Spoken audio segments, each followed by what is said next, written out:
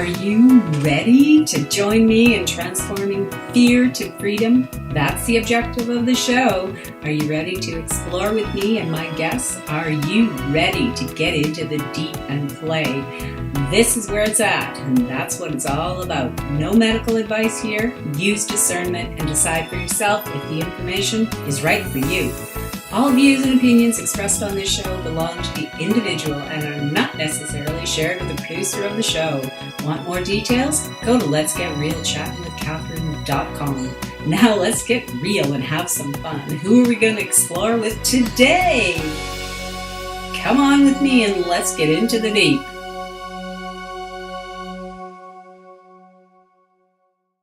So, welcome back to another episode of Let's Get Real Chatting with Catherine with Teza Zialcita. And Teza is just an amazing woman working in the Akashic records as an Akashic Healer and so much more. And we're going to get into some of that so much more today because that's the thing about you, Teza. Welcome to the show. You're always learning, and then you could have stuff to bring to us to share, and I love that. Thank you. You're welcome. Hi, Catherine. I'm excited to explore for these things that are happening in my field and in our whatever universe. It's amazing. Thank you. I think Shelley Dressel, who channels the goddess light and many other beings, light beings, she always says that lately it's really clear we are in the fifth dimension. Yes, we still think of it as the third, or planet Earth, but that's not true. The Earth has ascended. We are in the fifth dimension. So, of course, things are going to change. Energy is going to change. The way we do things is going to change. And from my personal experience, I'm finding that manifesting, what we think about comes about much quicker than it used to. I mean, it's not so quick that, you have to worry about your thoughts, but I'm really aware that when you think something and you think it hard enough and with enough emotion, it's going to happen. And whether it's good or it's not good. So there's one thing that I've really noticed with the changes. Mm-hmm. And what I really one of the things that has been on my mind since yesterday was Mother's Day. So we are recording on Monday after Mother's Day 2014. And what I noticed was every year on Mother's Day, there's a lot of people who are really get into that honoring the mother and honoring Mother Earth and honoring the feminine. And, some of it's the Hallmark thing. Some of it's the commercialized buy chocolates and all that stuff.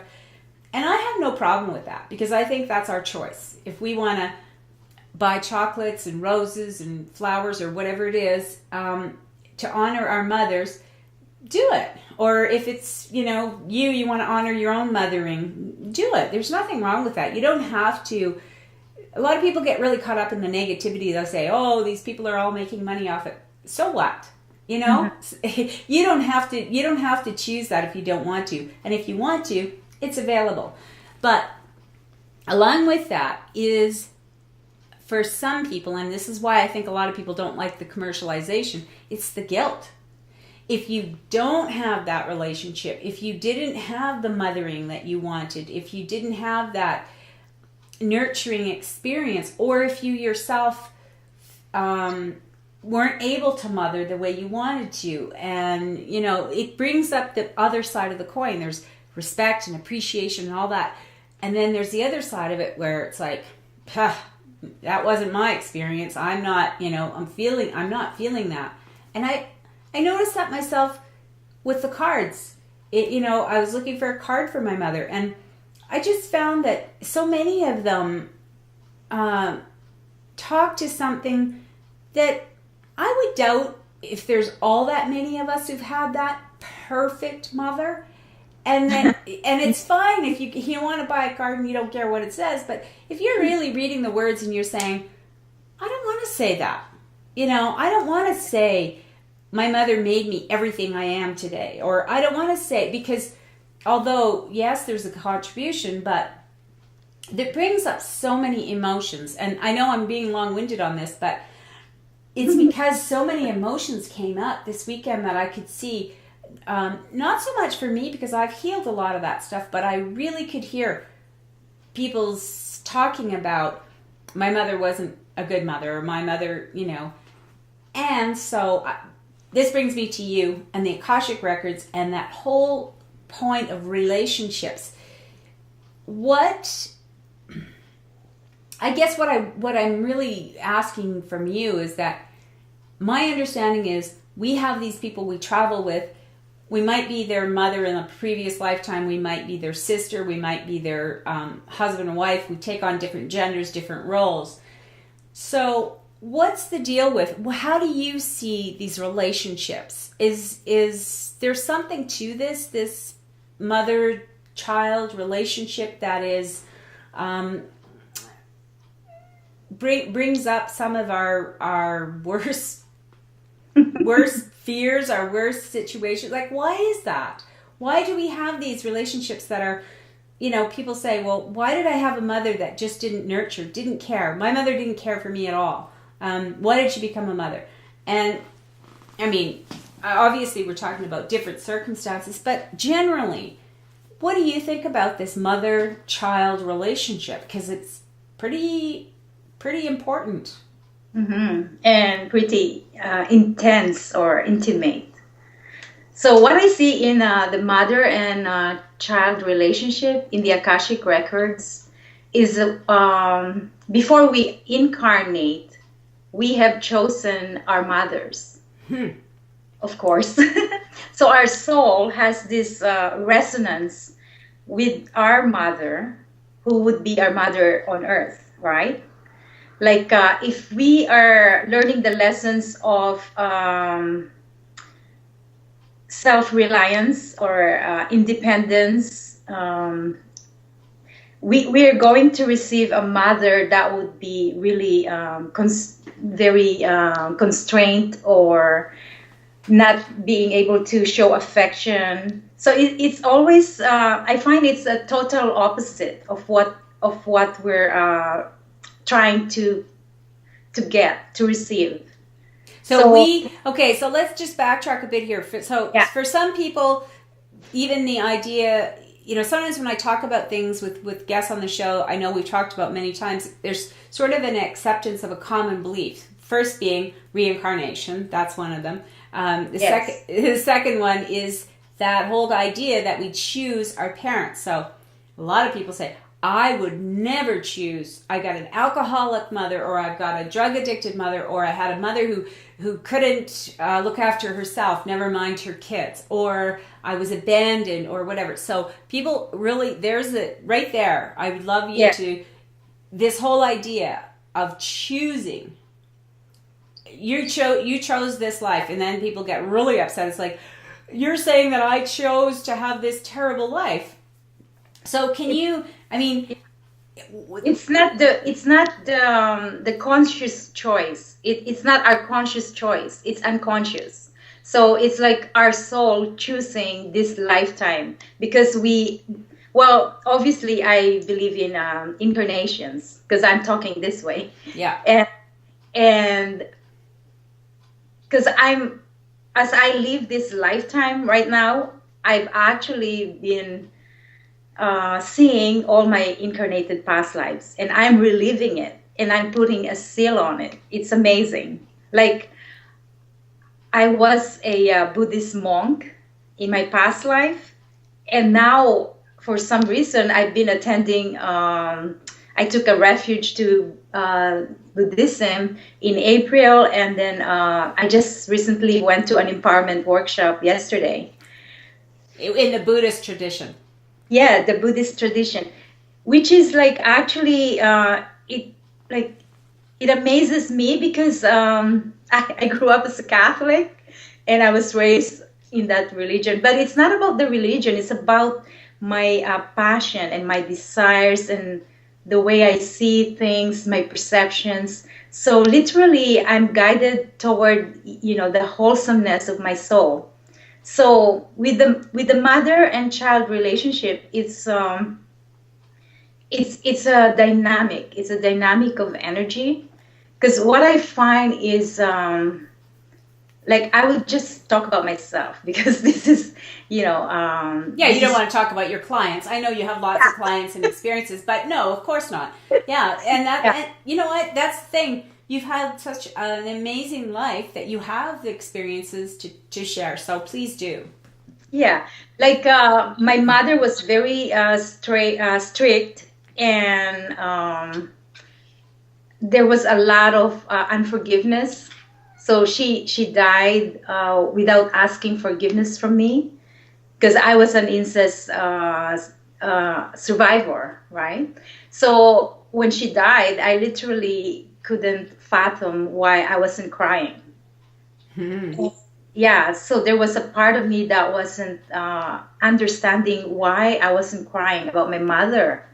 And then I'm not sure if I shared the story with you, but probably not. I just keep going, and because Yeah, I was looking at my mother's picture and I heard the voice. I heard my inner child and said, all I want you to do is to reject my father.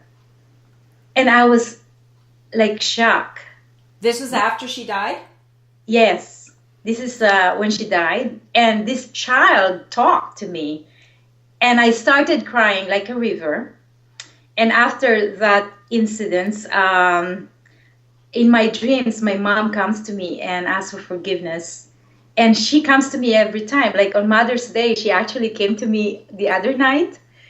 And yeah, nice. we're closer. We're closer in the other dimension. Right. So in this dimension, your mother wouldn't be like. This is the key: is that to understanding these relationships is that we make these decisions on the other side before we come over. We say, okay, this is how I see it. It's like a game. Yes. When kids play a game. Okay, this time you be the mom, I'll be the kid. Because last time you got to do it and I didn't like the way you did it, so let's do it the other way. And so, and we have certain themes, like we want to learn, like you said, about independence, and we want to see if we can do it ourselves and how, we can make it in the world without too much help. Because maybe the previous lifetime, we were given everything. So now we want to have a different lifetime and different experiences. But here's the thing that I always like to me, this is what makes sense. We have the lesson. We wanted to learn it. We choose people to go with us on the journey. But when we get here, we forget. And the person that's supposed to give us the lesson doesn't have free reign to make it. There's a lot of inappropriate behavior that happens under the guise of that was your lesson. Like maybe they were going to be your parent and help you to be independent, so they would withhold some of their love. That doesn't mean they have to be a sadist. They don't have to be mean. They don't have to be cruel. And sometimes that's what happens. And that's where I think people don't understand, is that the person loved you. That's why they came to be your parent. That's why you chose them to be your parent. They did love you at that perfect level. But in this lifetime, they had certain qualities in their personality and whatever, which would make them act a certain way to help fulfill your wishes, your lessons.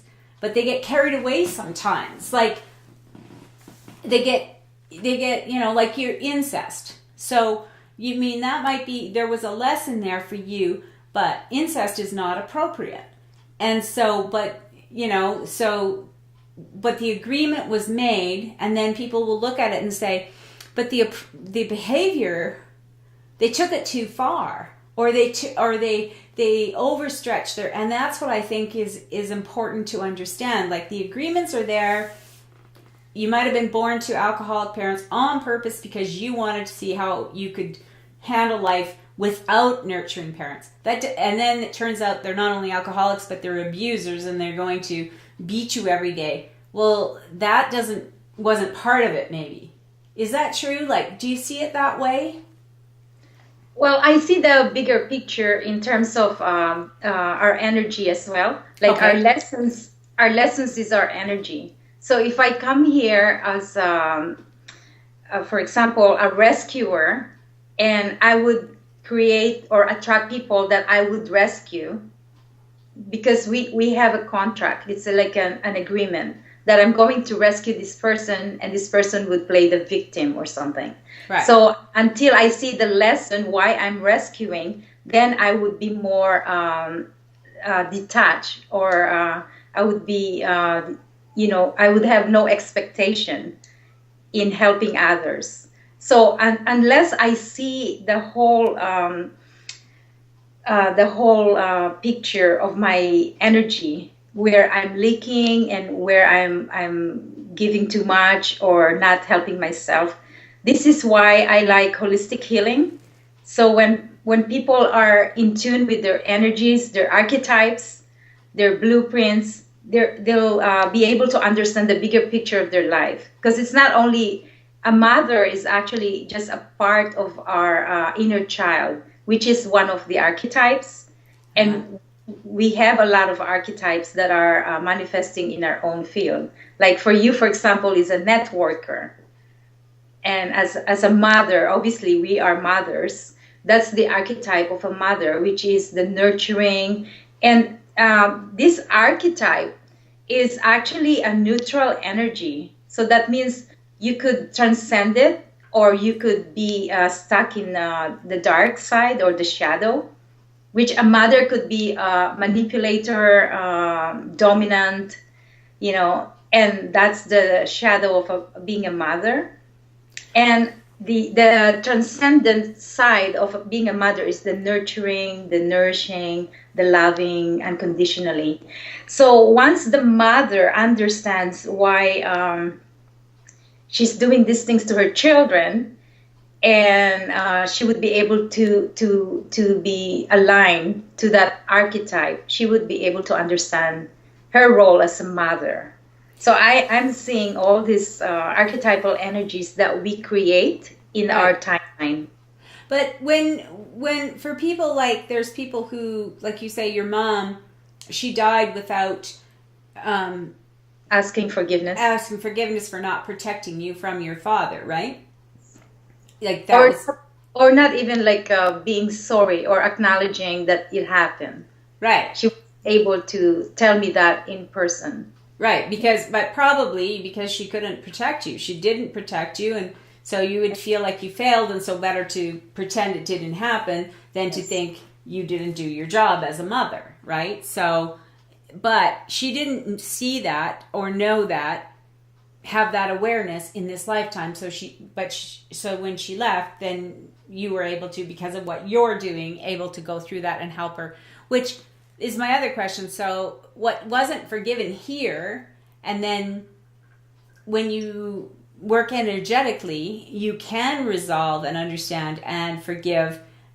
And is it necessary for the person on the other side? Like, do they feel like they need that forgiveness sometimes? They usually connect to you when they feel that you are a burden, like, because they're your guides. Like, she's my guide, she's my spiritual guide, even though this lifetime at this physical dimension didn't work that way. She's always my guide.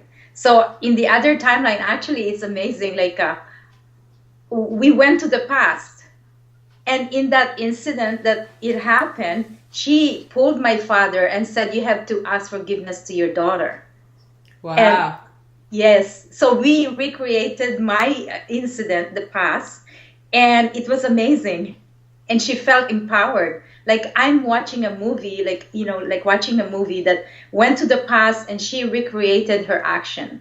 So it's like, yeah. So is this something you're starting to incorporate in the work you do? Yes, I do.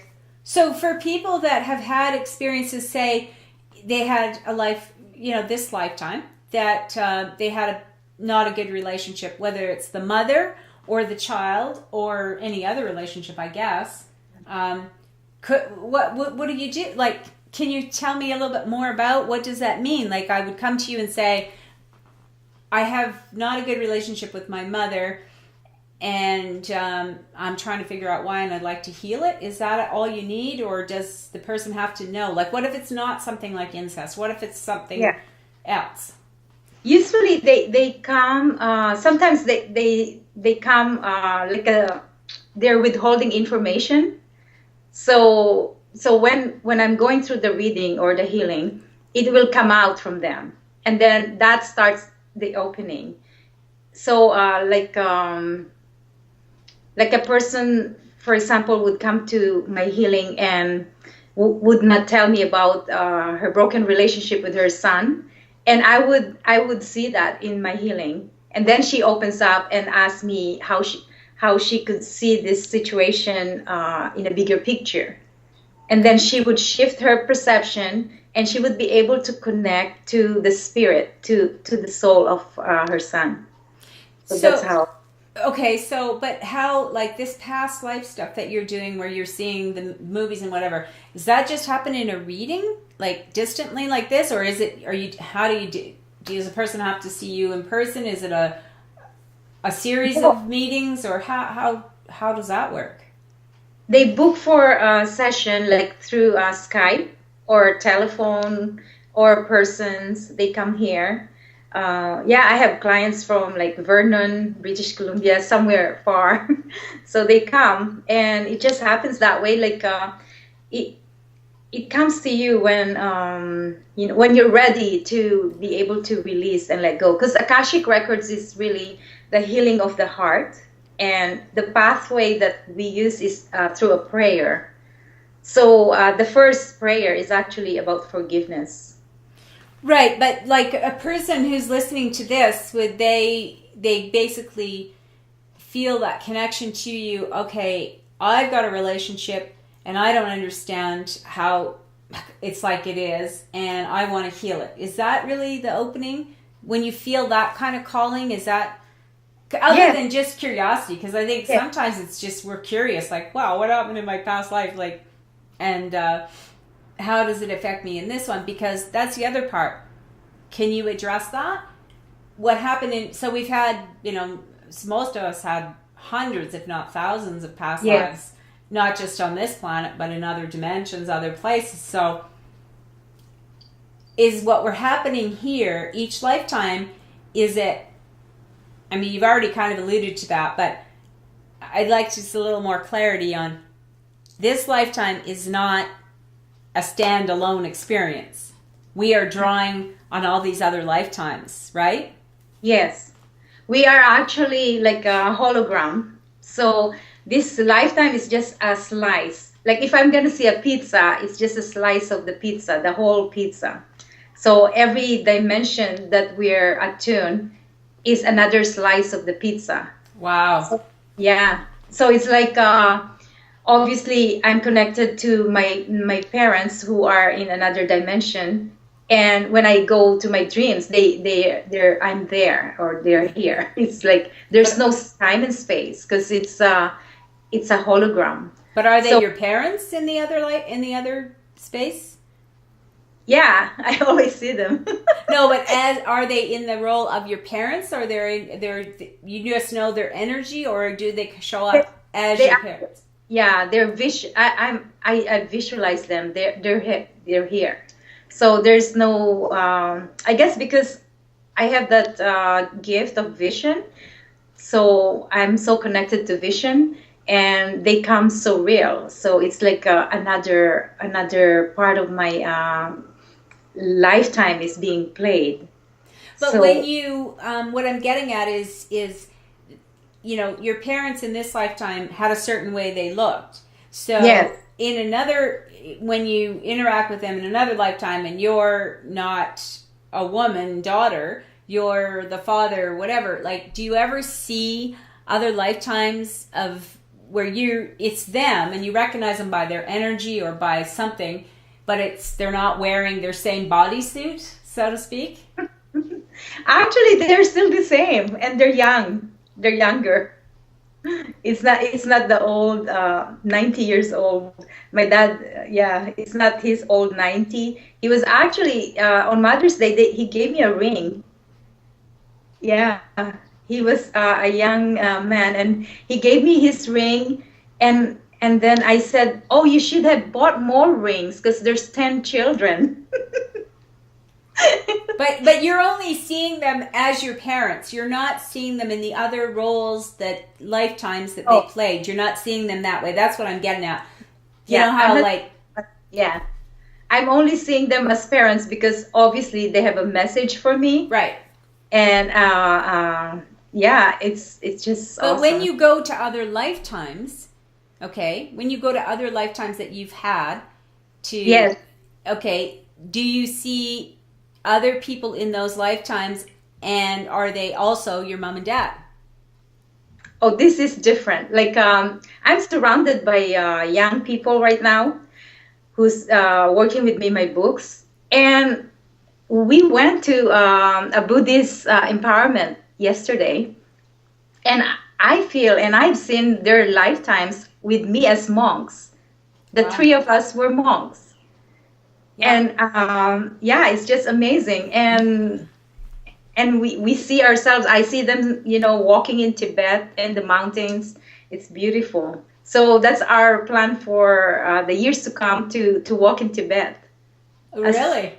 Yeah, it's like the three monks who's out of the monastery and now and now doing books in a modern, contemporary healing. Right.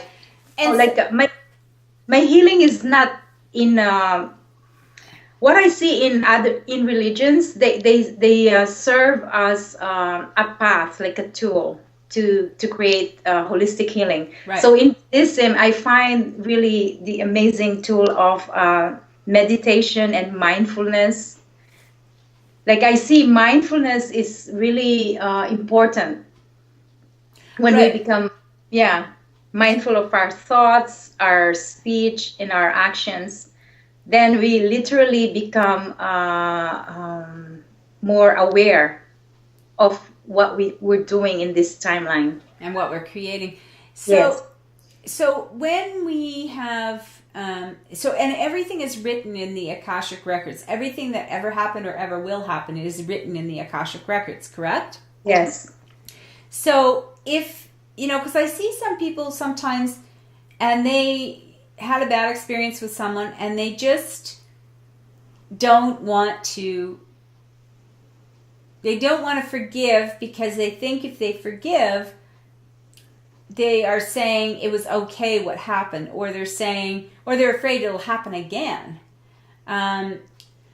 Is sometimes that when it's a strong, how sometimes when somebody does something to you and it seems like really bad to other people, and you just kind of say, that's fine, no problem, and you walk away, and then someone else does something to you and it feels like it's something you can't forgive. You just feel like you can't forgive them. And I wonder if that's because it's from another lifetime in the first place, and it's something in those lifetimes maybe you said, that's unforgivable, you're unforgivable. And so in this lifetime, they're reenacting these things to give you the opportunity to forgive. Because even though we have that saying on this planet that something's unforgivable, and if we do that and we believe that, we're the ones who are going to be hurt. If because I get that, forgive. You have to give before you receive. So you forgive is what that's all about. So do you see that connect? Like, do you think that it's stronger because certain people can do something to you and it doesn't bother you, you don't feel hurt by it, and another person can do it to you, and man, it hurts. Really hurts. And so is that why? Is it because it's kind of a compound injury? It's karma. It's a incarnated karmic bond. So it's like also like when you have that, it's a catalyst. It's a trigger. So when this person triggers you, then that's actually a window for you to learn your lesson. But obviously you're not ready to learn your lesson. So then you recreate that situation with another form of person that will trigger you again towards forgiveness if if forgiveness is the lesson. But obviously the person that triggered this anger or revenge or something that's really heavy in your heart is one of your contract and one of your past lives. Okay, because I noticed that and I've even heard other people say that same thing. It's like, gee, it's funny when that person said it to you, you didn't bother you, and this person said it to you, and you just went off like crazy. Yeah. That really triggered you. So just wondered about that. So in this lifetime, well, I realize not everyone on the planet wants to go down this road, or isn't listening to this show, or this even this network of shows, this whole exploration that we're doing, which I like to call it higher minded thinking, because we're going outside of the normal conditioning that and the illusion that is life into, whoa, what else is possible? And even the understanding, okay, that there are Akashic records, like somewhere up there is everything that's ever been said, done, thought is written down, is pretty profound. And yes, but it also, to me, brings back, in the Christian religion, they talk about in the beginning was the Word. And so to me, that's the power of the Word is, of course, it's going to have that power to manifest. So in the work that you're doing, by using the Akashic records, do you find that, whereas sometimes people are using Reiki or they're using different modalities, but are they all using the Akashic records when it comes right down to it? Like, no matter how you practice it, is it really what we're tapping into, the Akashic records? It's actually different. Every tool is different in their essence. Like if we talk about Reiki, it's the subtle energies, but it's relaxing. It's probably opening you to the expansive universe, but it's not a deeper work on your records, on your soul, because the Akashic records is different from the energy of the Reiki. So all this healing, the energy healing is different level. It's like just seeing a circle. It's a different circle, right? It's just different levels. But I see them as holistic. So a person could be going to a Reiki healing and Akashic records or reconnective. So it all whatever helps you and whatever resonates to the person will come to you. Okay, this just came to me now. I'm just wondering, that's how it is sometimes with me, little thoughts. Can we use this kind of healing with people like you, teachers and whatever?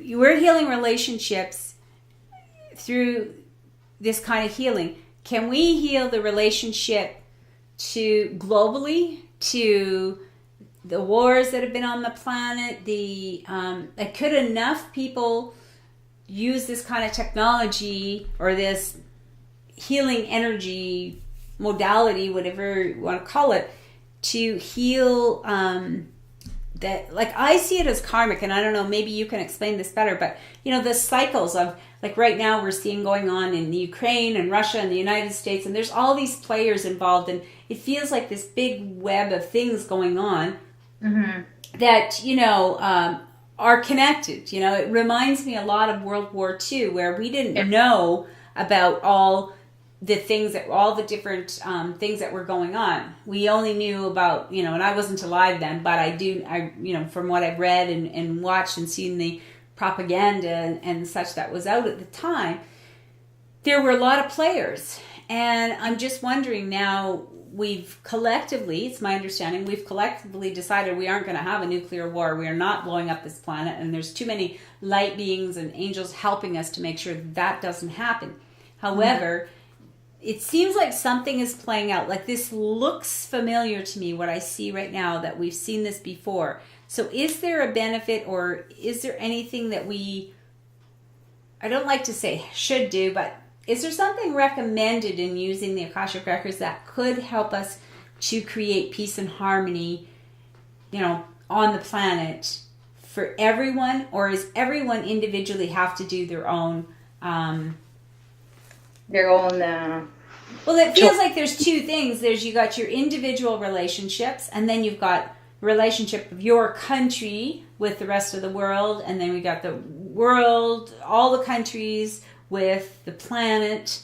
So I wonder if I know that the understanding is all peace, all everything starts with you, and that the world is a mirror. So in that sense, I guess I answer my own question. Yes. But I still feel like, I know that I can have peace in my life, peace, harmony, prosperity. I can have all that in my life, and the person sitting right next to me can have war and chaos and whatever. It's whatever we choose, and that's a difficult one for a lot of people to understand. Like, why would I choose? Why would I choose chaos and misery? And so I'd like you to just give us a little bit more from your point of view, if that's correct, or if there is something more we can do with the Akashic Records and the healing that you do. Okay, that's a big question. And basically you answered the question, because what I see is it is the macro and the micro, right? Yeah. Every detail, everything that's going on in our countries, in our planets, in our history, it's like a dress rehearsal. I don't know where that came from, but it's like a dress rehearsal. Oh. So we haven't even got to the real deal yet. This is a dress rehearsal. Whoa. Okay. So we're playing it's like the ego playing all these roles, Yeah.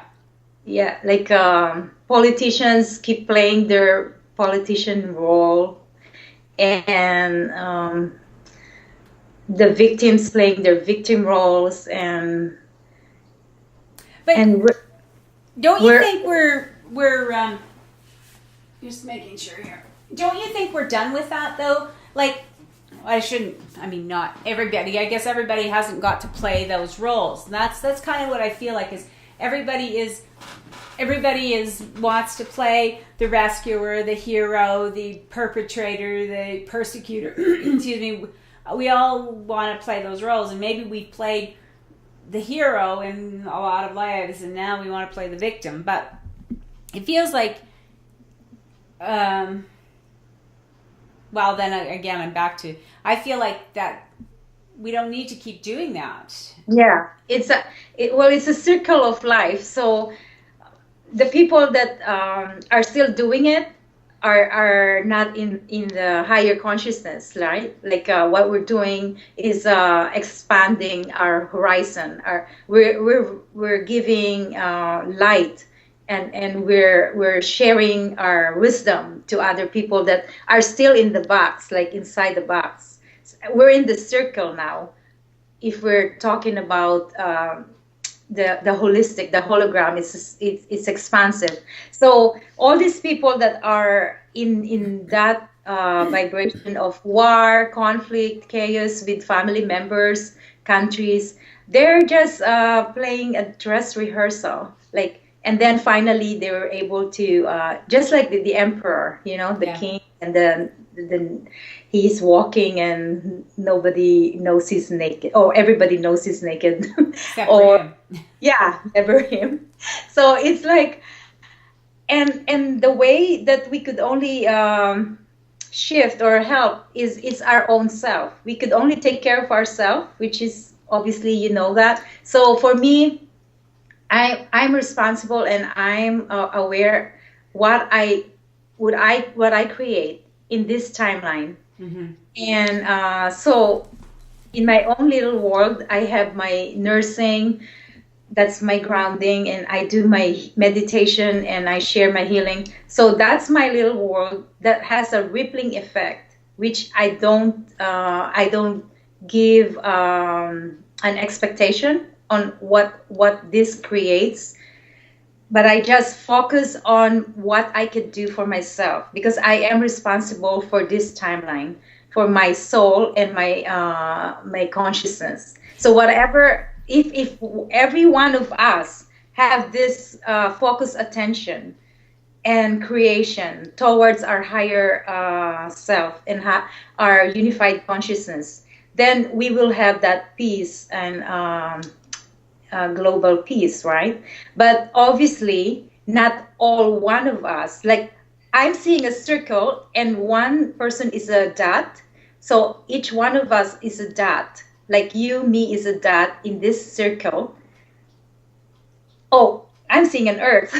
So if one of us is like a dot on the planet Earth, and we have contributed our life towards ascension, which is helping others to become aware of their expansive self, of their soul, empower their soul. So if each one of us have done this part, then this earth would be in this beautiful vibration, which is unified. So then that's the global peace that we're asking for. But the people that are, this is what I'm noticing. Years ago, when somebody said, they had a problem or whatever, a lot of people would run to their aid. Now I notice that seems like there's more and more people are recognizing that when, especially like you say, creating chaos, family stuff and money stuff and all these kinds of stories upon stories. Mm-hmm.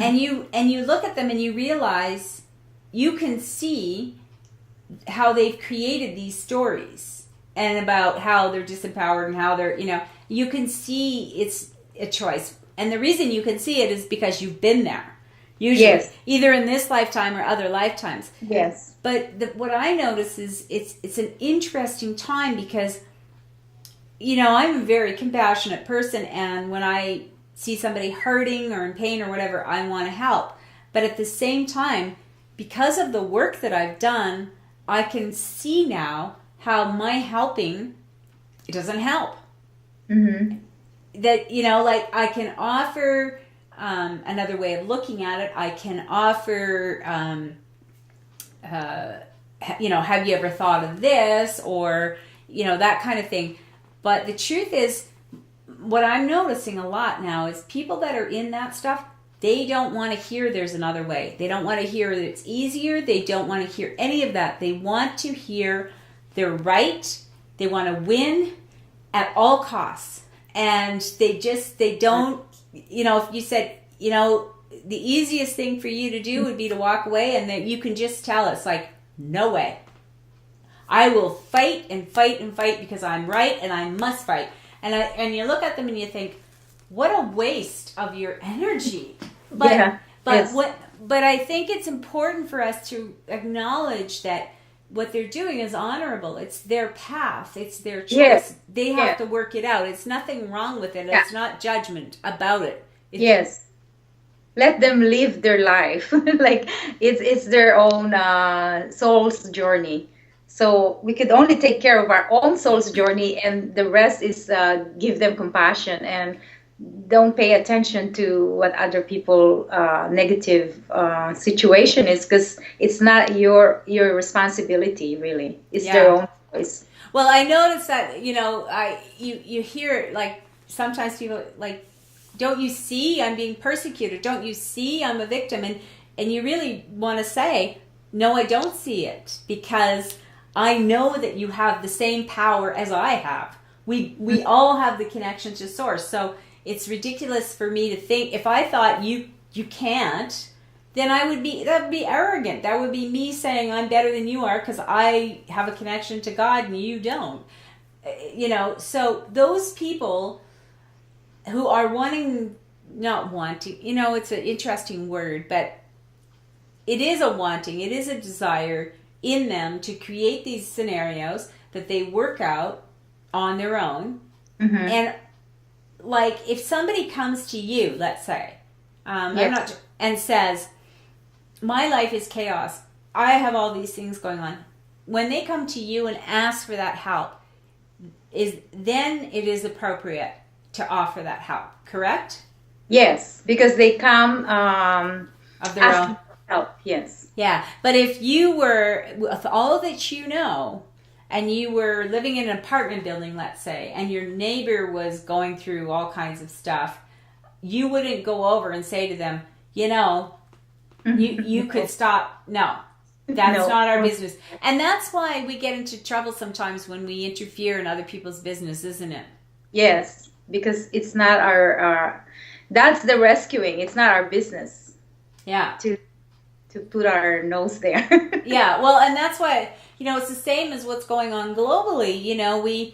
We see things and sometimes people get upset and what's going on with this world. There's all these bad things happening, but it is about where we put our focus, because there's 7 billion people on the planet, and mostly people are living in peace. Mm-hmm. Mostly. I mean, I'm not saying there aren't problems or things going on, but for the most part, the majority of people are waking up in peace. We have people hungry, we have people struggling, we have chaos, we have wars going on. But for the majority, that's not really true, right? Well, I see the peace, it's the peace within. Well, we're so blessed that we're in Canada, really. Because I guess our vibration reflects Canada, Our consciousness is peaceful, so we're living in a peaceful country. But we do see things happening on the news, even in Canada. Recently, especially in Alberta, we've had quite a few things happen, but they're very rare. And I wonder about, those are old things playing out of the karmic balance or the karmic dance. Because they are so rare. It's not part of the collective frequency, like you say. Yeah, it's also like balancing the feminine and masculine.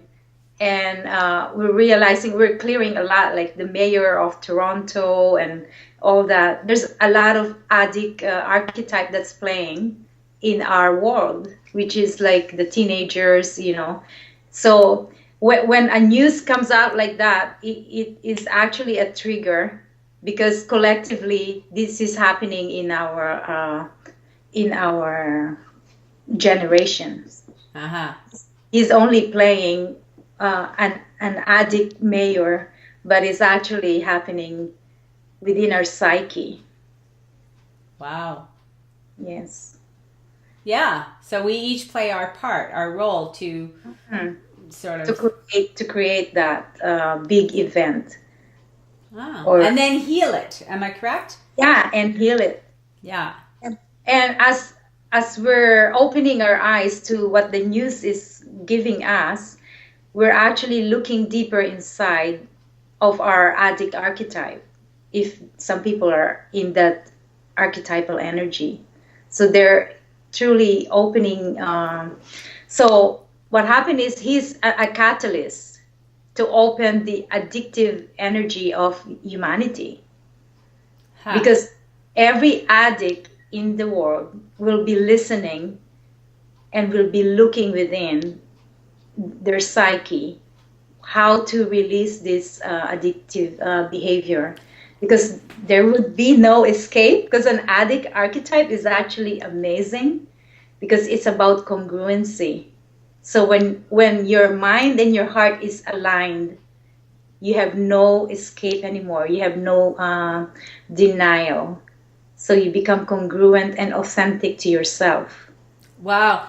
And that just brings to my awareness too that the reason that some people will be attracted to turn on the news at a certain time when they don't usually watch the news, and then boom, they hear about something. So, because I didn't actually hear about this mayor situation, but other things come to my awareness. So, like whatever it is, like stuff can be going on. Whatever it is, yeah.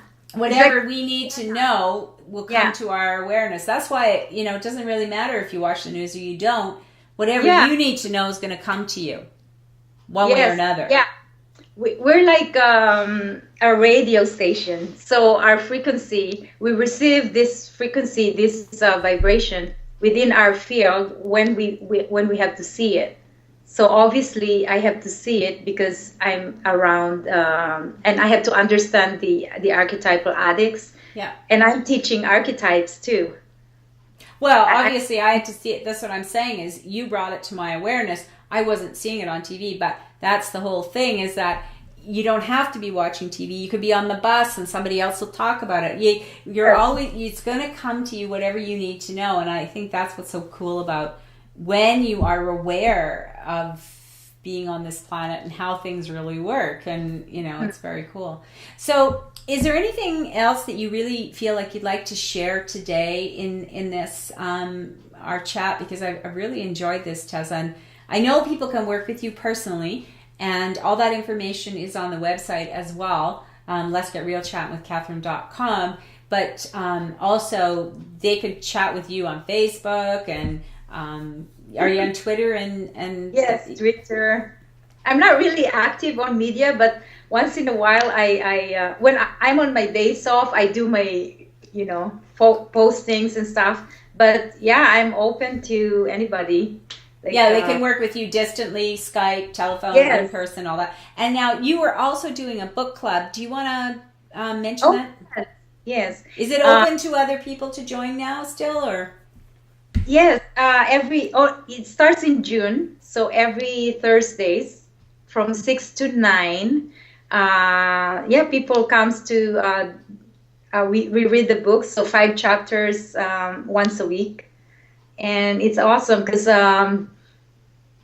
it's my way of helping others and sharing. Yeah, really. That's really cool. So I kind of interrupted you. Was there anything else you wanted to say? Not really. Okay.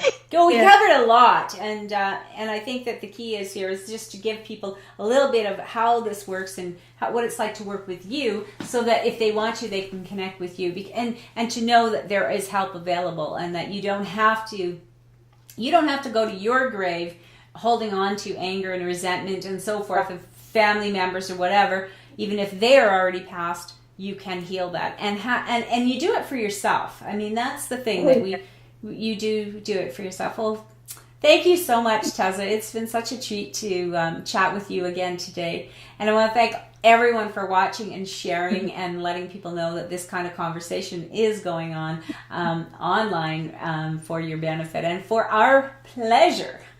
Yes, thank you, Catherine. Thank you. Until next time, take care. Wasn't that amazing? Thank you to my guests for sharing with us today. Thank you for watching. Feel free to share the link. You can join us for live shows by going to letsgetrealchatwithcatherine.com and listen to the replays from the show page, preview guests, and explore links to our Facebook fan page, WordPress blog, and more. We are creating an exquisite world. Until next time, take care.